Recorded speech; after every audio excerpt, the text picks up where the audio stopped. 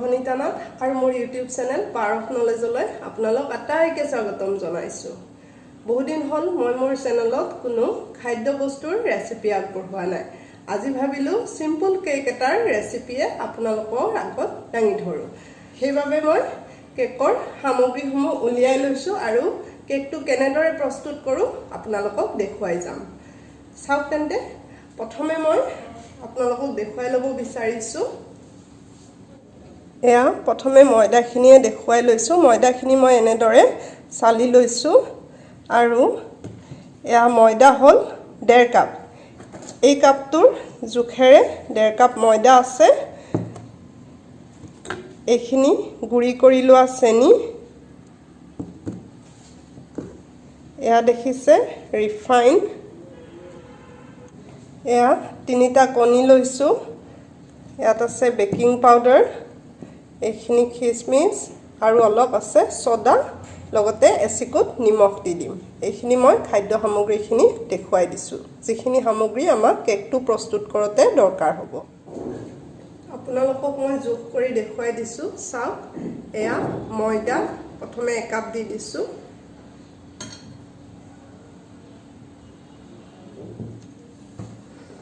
এয়া চাওক, এয়া আৰু আধা কাপ দি দিছো,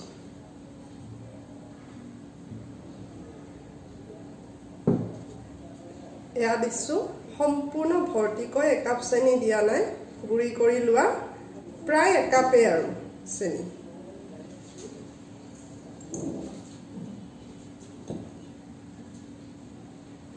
এয়া দিছো ৰিফাইন,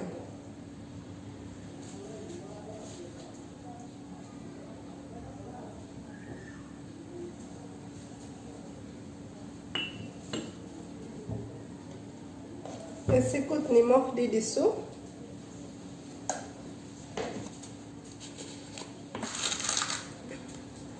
বেকিং পাউডাৰ দিম, দেখিছে 1 চামুচ বেকিং পাউডাৰ, এয়া মই অলপ সোডা দি দিছো, কণীকেইটা ভাঙি দিম এতিয়া,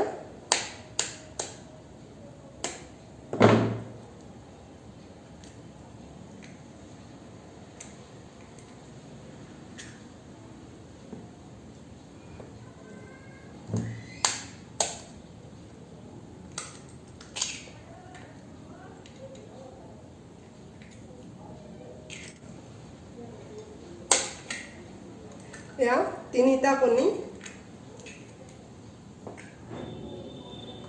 এতিয়া মই চকো পাউডাৰ আনি থৈছো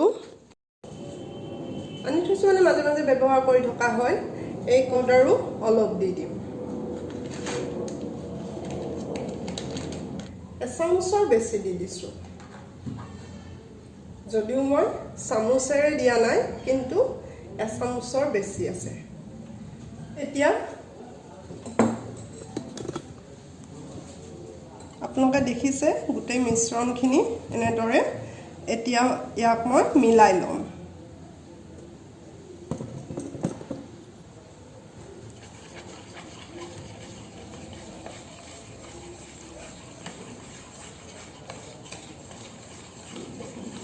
আনফালে মই গেছ জ্বলাই দিছো আৰু কেৰাহী এখন পাতি দিম। মই কেৰাহী এখন পাতি দিছো আৰু তাত তলফালে নিমখ অলপ দি এডাল ষ্টেণ্ড দিছো আৰু অলপ সময় জুইটো সিমত দি ঢাকনি মাৰি গৰম হ'বলৈ দি থম। মিশ্ৰণটো এনেদৰে একেৰাহে 10-15 মিনিট লৰাই থাকিম। এতিয়া চাওক আপোনালোকে বেটাৰটো এনেকুৱা হৈছে।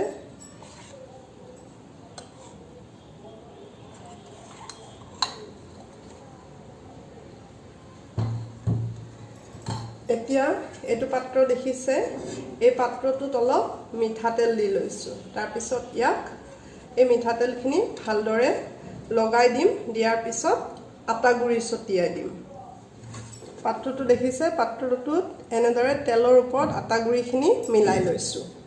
তাৰপিছত এখন কাগজ এনেদৰে মই কাটি থৈছো, তাক ইয়াত দি দিম। কাগজখন নিদিবও পাৰে, দিবও পাৰে, মই দি দিছো আৰু। তাৰপিছত এতিয়া বেটাৰটো ইয়াত দি দিম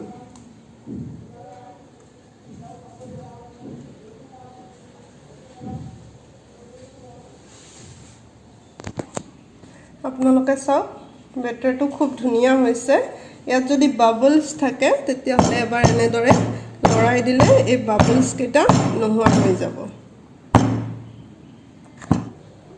এতিয়া গৰম হ'বলৈ দিয়া কেৰাহীটোৰ ঢাকনিখন উঠাই দিম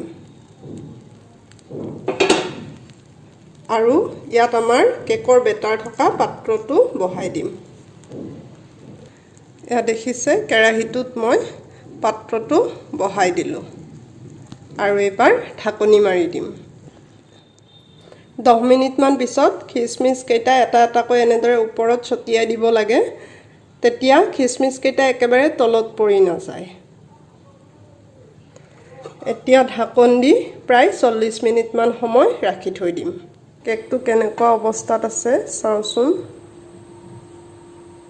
দেখিটো হোৱা যেনেই লাগিছে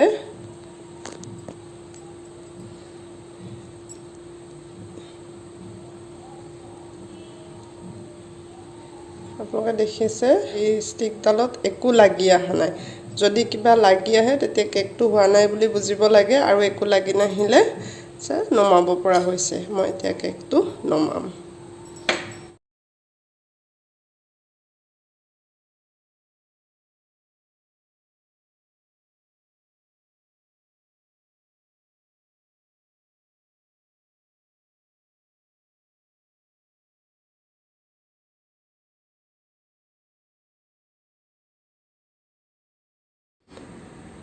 এতিয়া কেকটো টেষ্ট কৰি চাওঁ চাওকচোন খুব ধুনীয়া স্পঞ্জি হৈছে